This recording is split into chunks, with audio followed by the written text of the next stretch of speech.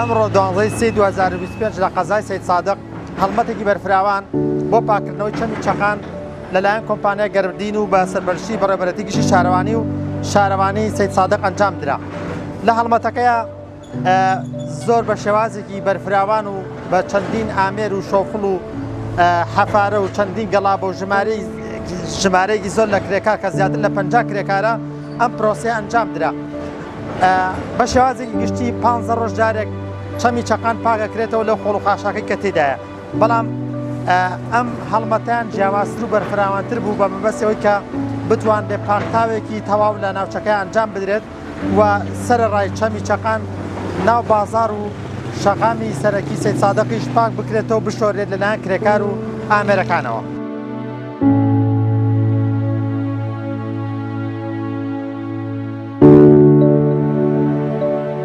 ئێمە کۆمپانیای گەردین هەموو جارێ چەمی چەقان پاکەکەینەوە. چەمی چەقان لە ناو تەندەری شاوەکو تەندەر بۆ ئێمە دیاری نەکراوە، بەڵام ئێمە هەر شوێنێک زبڵ و پیسی تیاابێ بەرکی سەرشانی خۆمان نێزانی پایکەینەوە بۆی سیمایەکی جوانتر بدەین بە شارەکەمان.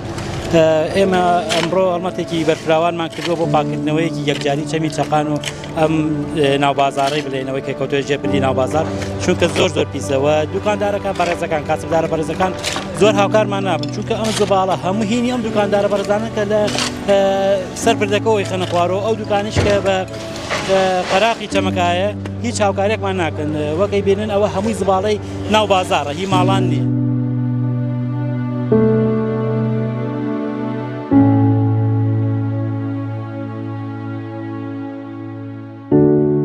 داواکارین لە خەڵکی کە بتوانن کە هاوکاری ئەم برا بەڕێزانەمان بکەن، ئەوەتانێت چەند کەسێکمان هێناوە بە زبانی بە ڕۆژووە ڕۆژانی تر بە گەرما بە سەرما خێنە ناو ئەم چەمی چەقانەوە بۆچی بۆی سیمایەکی جوانتر.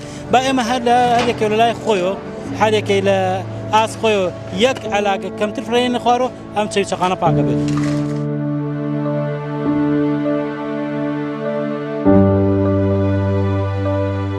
سواز بۆخوا هەڵمەتێکی زۆر باش کراوە، بەڵام ئێمە لێرەوە داواکاریمان لە هاوڵاتیانی خۆشەویستی شارەکەمان هەیە کە ژینگەی شارەکەمان با بپارێزرێت بە هەمومانەوە هەرێکەوە لە ئاسی خۆی هەر تاکێک لە ئاسی خۆی هەستێت بە پاکڕاگرتنی شارەکەمان سوودی بۆ هەموو لایەکە بێت، هەم لە ڕووی تەندروستیەوە هەم لە ڕووی پاکڕاگرتنی ژینگەکەمانەوە. لەبەرەوە خۆتانەزان ئێمە ژینگە پارێزێکی زۆرمان هەیە کە ڕۆژانە و بە بەردەوامی لە سەرمای زستان و لە گەرمای هاوینە خەریکی پاکردنەوەی ئەو شوێنانن. ئەبێ لانێکەکەم ئێمە بەزیەکمان بەوان نابێتەوە، لەبەرەوە هەریەکەو لە ئاسی خۆی داواکارین کە هاوکاریان بکرێت و چیتر خۆڵ و خاشاک و زباڵە نەکرێتە ناو ئەو چەمی چەقان و ئەو شوێنە گشتیانی کە هەیە.